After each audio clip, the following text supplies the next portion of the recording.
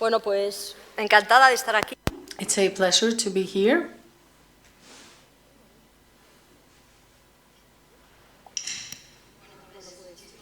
As I was saying, thank you. And it's a pleasure to be here. I want to thank the Employment Department for their invitation to this conference. More than ever, we need many minds thinking, people from different origins giving us new ideas, because we live in a complex world and because we face very complex challenges. I'm not sure where I have to press the button for this to move forward. Oh, it's done. Okay.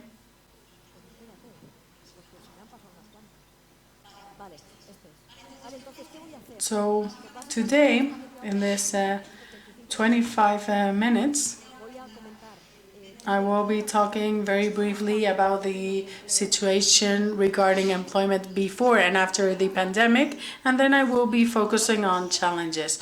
When I mention challenges, I will speak about some of the challenges that have to do with the situation, but others that have to do with that are structural challenges, the ones we need to focus on and change things that are not positive. So first I will be speaking about the labor market in the Basque Country and the figures that we have from October, the challenges that I mentioned before, and amongst these structural challenges I will be speaking about the labor market, because that we will also have technological challenges, energy transition challenges, and aging challenges. So my diagnosis is one that complements these other ones, and that focuses specifically on the labor market, its structure in the Basque Country, how it compares to other regions and countries, and what are our pros and cons. So let's start with the situation before the pandemic. And there's two things that are basic here to bear in mind, and that is employment. When we speak about the labor market, we have to look at the indicator of affiliations to Social Security that tell us about employment and also about unemployment, those that want to work but can't. Regarding affiliations, so you have some data here that comes from the Iseak observatory called Iseak Lab, that monthly updates all the data for the different areas. What does data tell? Regarding affiliations in the Basque Country, we have the 3 territories, and let's look at this summary. It tells us that basically if we go to October 2019 and compare it with October 2021, why October? Because we have to look at the same month, because there's lots of seasonality in employment. So in October 2019 is a time before the pandemic, and from there till now, mainly we have a very small difference of a 0.45% in the Basque Country, which is around 40,000 jobs, and it's very similar in territories. Alabama has a smaller difference, but it's more or less the same. And as the minister said before, we've recovered in a number of affiliations more or less what we had before the pandemic. What about the other side of the coin? Are they all the same? Because there's lots of heterogeneity in the data, and here we observe some differences. In green you will see what's positive, in orange what's not so good, and in red what's bad. Green because it's the color of hope, and red because it's the color for danger. So here we see the different activities that represent a 60% of all employment. There's more, but I've hidden the others. What we see is the administration, goes up in at 2%. Education and health also grows 3.5% compared to what we have before the pandemic. So these are two sectors where employment has grown compared to the situation before the pandemic. But in manufacturing and trade, we're still below in a 3.8%, and the hospitality sector, where there's also less employment at 20.7%. So we see a symmetry regarding how it affects different sectors. In the restaurants and hotel and restaurant sectors, we will see how uncertainty remains, and manufacturing and trade, we see that they've suffered and still have not recovered. The other indicator is employment. So let's look at the number of unemployed 2 years before. And what we observe, if we look at the summary, is that we have a 2.5 more unemployment than in 2019. That's 3,000 people unemployed that would like to find a job. That it's not a big figure. When we speak of unemployment, we need to see that the population also changes, the working population changes.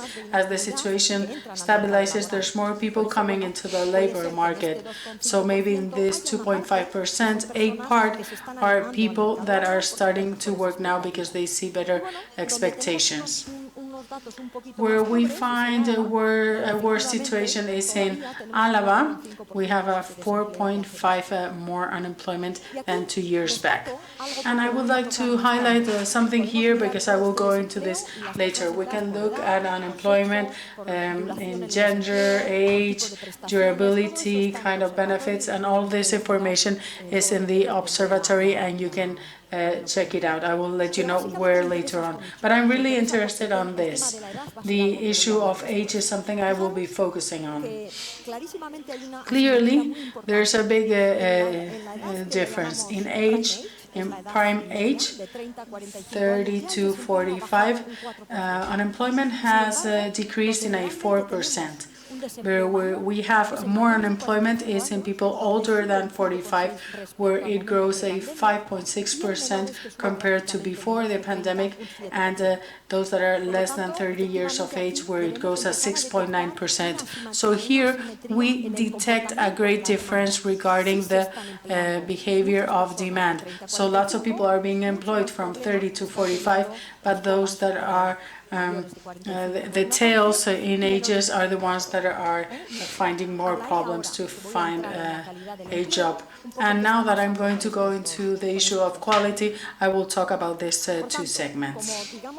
So, before the pandemic compared to after, in green we see that the Basque Country has recovered the level of employment in its three regions. In health and education, we have good behavior. We still need to foster other sectors like industry and hotels and restaurants. There's some unemployment and there's still a lot to do, but there's a recovery and better situation for those between 30 and 45, but it's worse for those that are older or younger than. So that will be my first message of the situation. Now I go on to the challenges of the labor market after the pandemic, and we can have challenges that have to do with a specific situation or structural challenges. Let's go on to those challenges that have to do with the situation and that are not only linked to the labor market. What is happening is that we are in a situation of uncertainty that can affect our activity and employment. All of these are elements that are outside the Basque labor market but endogenous to the pandemic. And all of this is having an effect because of the pandemic. First of all, the blocking of supply chains. Some say that this is not going to last too long, others that they will last longer, so this generates uncertainty. We still have restrictions regarding supply. Not all activity has been reestablished where great part of raw materials are produced, and many places still live with restrictions because they haven't overcome COVID. And there has been a great growth in demand that we hadn't foreseen. We didn't foresee to recover so quickly. And China is growing, and this is generating an imbalance between supply and demand that is making prices rise. Another problem is that global supply chains are globalized but are managed in a decentralized manner. This means that implementing a more balanced activity is difficult to do so, and that's why it could last longer. And then there's an increase in price of raw materials and electricity. We're all suffering this and seeing it in the newspapers. So this means an increase in costs that can slow activity and therefore employment. Another issue is the risk of inflation. We're up to a 5%. The underlying inflation is not hasn't still reached a 2%, but there are some that say that higher or more permanent inflation can happen, and others that don't believe so. And finally, there is the possible sixth wave of COVID that we hope is not as serious as the previous ones, but we cannot say that it's all finished. All of this generates uncertainty, which is a clear enemy of investment and of the need we have, or the opportunity we have, of investing in a transformative manner. This regarding the specific situation. Summing up, great uncertainty, which isn't the best advisor to help us make brave decisions. Now I'm going to go into the structural side of things, and here I'm going to analyze the Basque labor market and give you the most important messages and things we have to look into when facing these challenges. When we speak of an inclusive and quality labor market, there are two things that are present. First of all is access to employment, and the second one is quality. In access to employment, we're looking at unemployment. And let's not forget, as our speaker Anton Costa said before, and this is also ratified by all studies, in Spain, and 80–85% of the inequalities in income is caused by an inequality in the market labor, because there are people that cannot access employment. So unemployment is an element that determines inequality. And then we have quality. So here I will go into those that have a job, but we will look into their specific situation. This is something that is available, and these are some messages we published in IKEA thanks to our collaboration with the Employment Department. We collaborate and we work on these policy briefs, which are documents that help us diagnose in an understandable way for everyone what's the situation. We show an analysis and graphs, and this helps us understand the situation. We've published two recently. One of them is the one that has to do with access to employment, and the second one has to do with quality. So what I'm going to do now in this next 15 minutes is summarize the messages, but if you're interested, you can go to our website, and today you can see these policy briefs. Pues vamos a hablar del desempleo. So let's talk about unemployment. You'll see that the Basque Country all the time is highlighted in every graph. And what's the first thing we see here? The first thing that we see here is the unemployment rate. And in this unemployment rate, you can see Germany, the UK, the Basque Country, and the national total as well. What do we see in the case of the Basque Country? The blob at the top is 2013, and the line is 2019.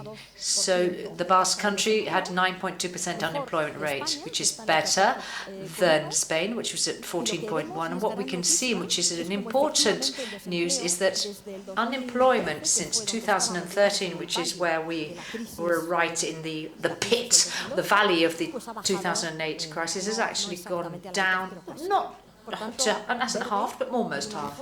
So that means there was an important recovery in employment levels. and the effect of unemployment. This is important what I'm saying this, because I'm going to give you another figure for employment. But as for the number of people who are in employment, the Basque Country is a little worse than France and Sweden, the EU average. I'm not saying that we don't have a problem, but we have a problem which isn't as big, for example, as the whole of Spain. There are other regions that are clearly in a worse state. However, if you, of course, want to look in those countries, I always try to look at Germany. Germany is the example that the Basque Country should be following. There, you can see that there's still a lot to be done to catch up with Germany. But if you think about the country that we are in, which is Spain, we're better. But here there's something else that's important, which is that it's not just a matter of how many people are unemployed. There's another a piece of data that's concerning when we talk about access to employment. It is true that there's a lower unemployment rate than other regions in Spain. But what happens when people fall into unemployment? How long are they unemployed for? Those that end up unemployed, how long does this unemployment period last for? We've created an indicator which is the social cost of unemployment. Basically, what it does is it combines the problem of incidence, of length, how long an unemployment lasts, and how many incomes you get lost. And in this indicator, the Basque Country isn't doing well.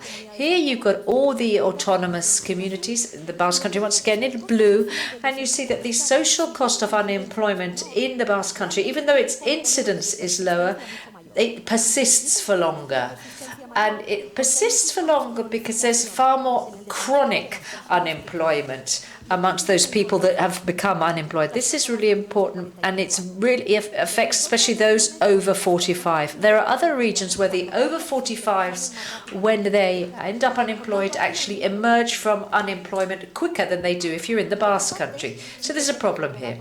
Another positive thing is if we compare 2015 with 2018, this social cost has actually gone down. So that's good, i.e. we are able to do it. As economic activity steps up again, it's also true that we can reduce the economic cost of unemployment, but this needs to come from subsidies and active employment policies which requalifies, upskills people so that they can access a job once again. And this is where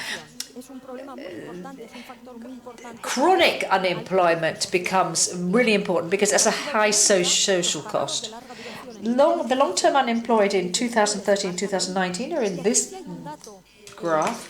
And there's something else that's important here, is that in comparison to Spain, the Basque Country has a much higher chronification level, which means this 48.8 means that if each unemployed person, 48.8%, has been unemployed for over a year, and only Extremadura and Asturias has that for longer. So it's not a high incidence, but high chronification of unemployment. Who are these people? Let's just have a look at who these people are. Those people that are unemployed, and in red you can see those groups of people that contribute most to this chronification of unemployment, and most of them are older women with any kind of studies level, and the same with older men, any kind of qualification level. And here I highlight the percentage of people that are in that, and they're really high percentages. For example, women, older women who have primary education are 9.5% of all those that are unemployed. So they're worrying, and there's a lot of them. So amongst the over 45s, this is the group that we should be most concerned about, because the fact that they spend a long time unemployed, even if they have higher education. And here, this brings us back to ageism, which is something that cropped up earlier. Let me talk very quickly about two groups, youngsters and women, and relate them to access to employment. And then I'll talk about the quality of their employment. Here, the first thing is true is that within Europe, the Basque Country is better than Spain, but is still in a bad situation.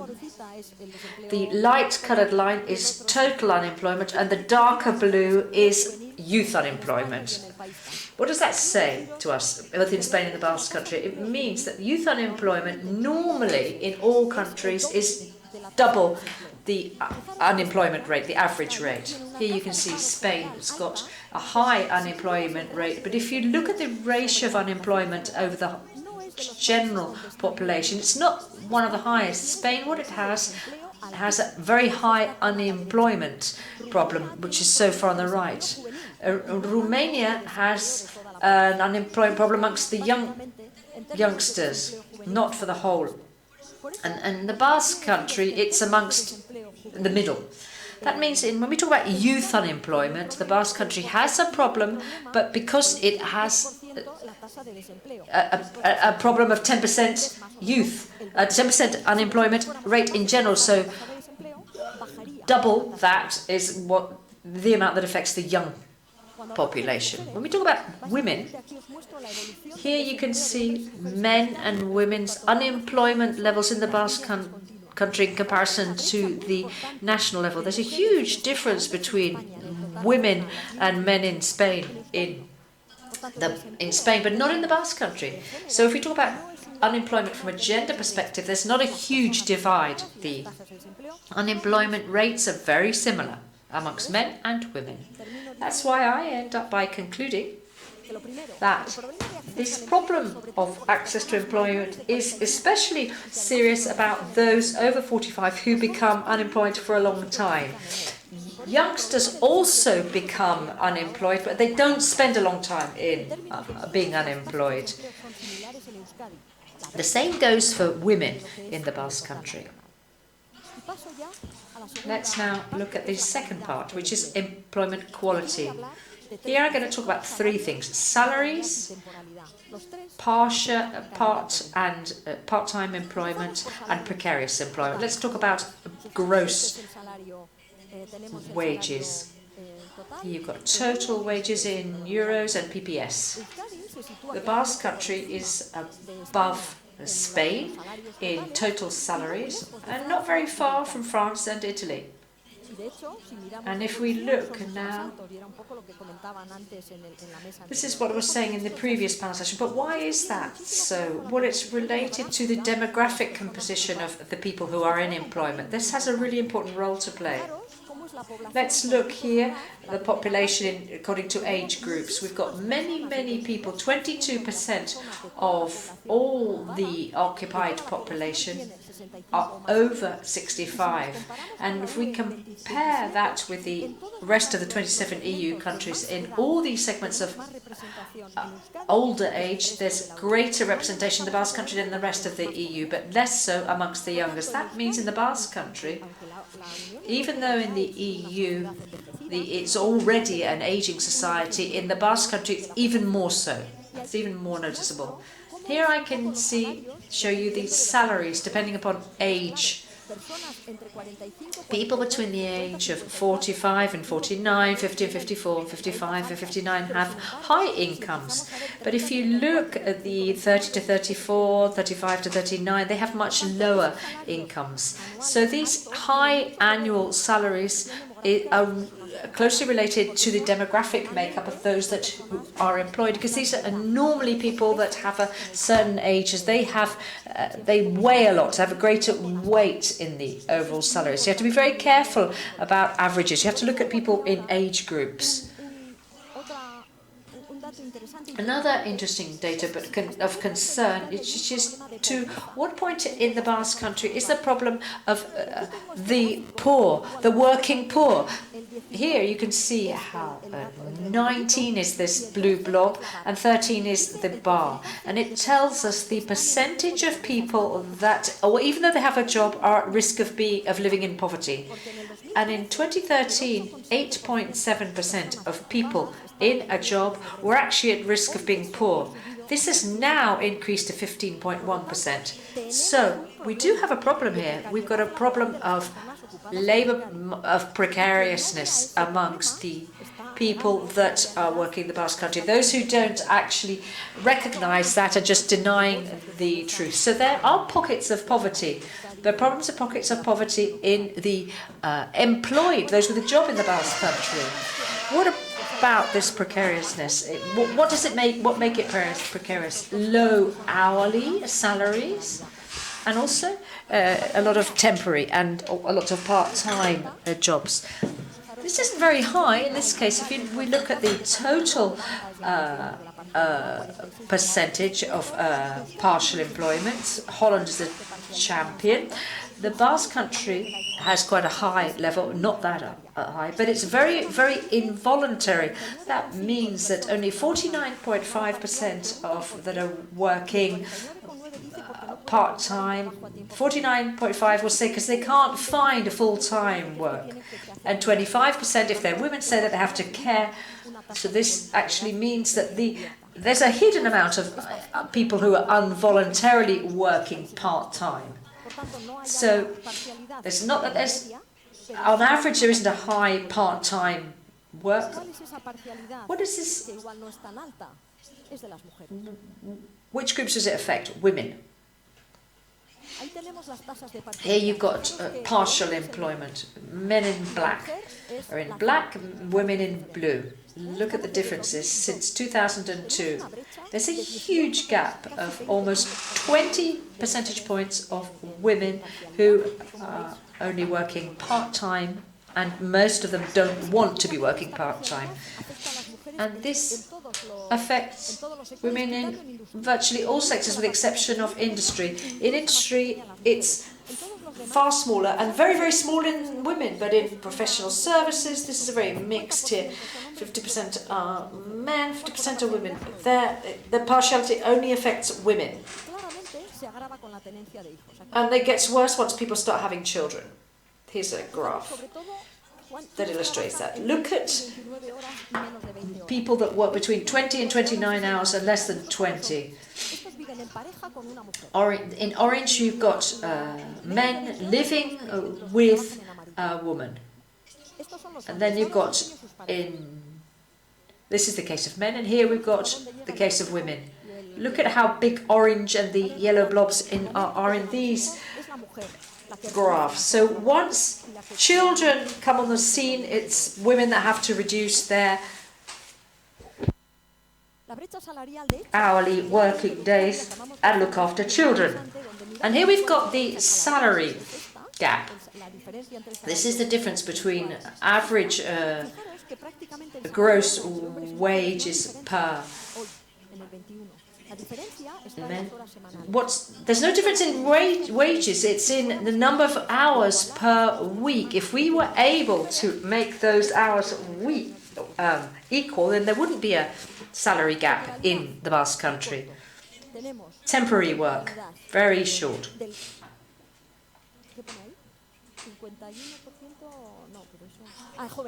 This is amongst youngsters. The youngsters who have temporary work, it affects half of the young population, as the representative of Comisiones Obreras said earlier.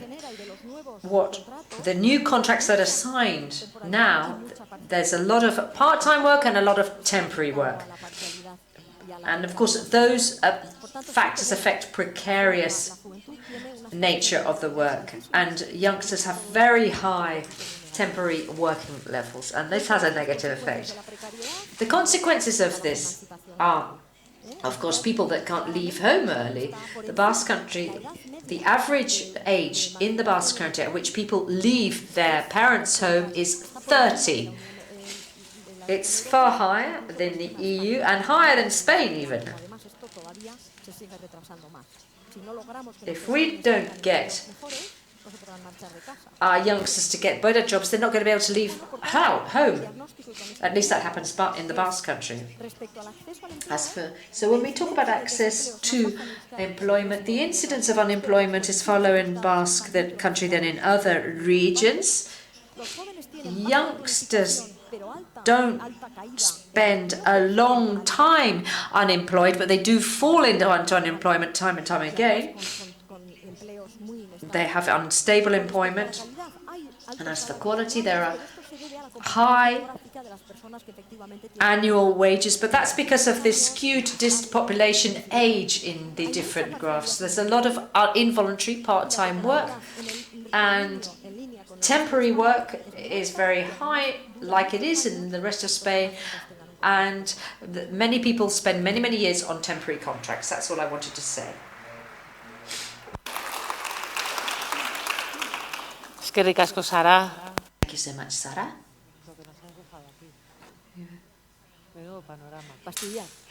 It's something that needs looking into. I don't know if there are any questions out there in the audience. Does anybody want to ask Sara any questions? Because we can collect up your cards. Can you explain to us, perhaps? I mean, are you able to explain why in the Basque Country social cost of unemployment is so high? Why is there much more long-term unemployment here in the Basque Country? Is it some kind of a local factor? Is it the way our labour market is structured? What can explain that? How would you explain that? Well, here, over half those people who are unemployed are over the age of 45. If you look at the Balearic Islands, for example, the average age of people that are unemployed is far lower. So what sectors create a lot of employment, create and destroy at the same time? The hotel and catering industry, quite clearly. Who is employed in the hotel and catering industry? Young people. And for older people, they need other kinds of jobs, which we perhaps all need to think about. They're not... this isn't being helped by the changes that we're seeing. We're seeing many, many skilled people leaving the banking sector or the telecommunications sector, people that are highly skilled, but also have this problem of it being difficult to return to the labour market. So the type of people that are unemployed here is very different, and what is generated during the employment is also different, and we don't have these high contracting niches as others do, although even if we did have, the older population wouldn't go for those jobs either. So we need to think about what kind of action we should be taking, study the market closely and see how these people could be upskilled to find a job. We really need to get to the point. We need to look for each person. You can't just say to a 45 or 50-year-old and say, no, I know where you could go and find a job in Murcia. No. It's far more difficult in that sense. These people aren't as mobile as youngsters, but perhaps altogether active employment policies need to be revamped. We need to look at the needs of companies, and probably there are certain social commitments that we need to look into so that these people can get back into the labour market, into the job market. We'll talk about active employment policy later, but we've got a question here in the front row. Why doesn't education have a positive effect on reducing the level of cornification? He's very surprised by this data. Because the people that become unemployed, if they are over 45, I think you all know people in that age who send out CV, nobody replies to them.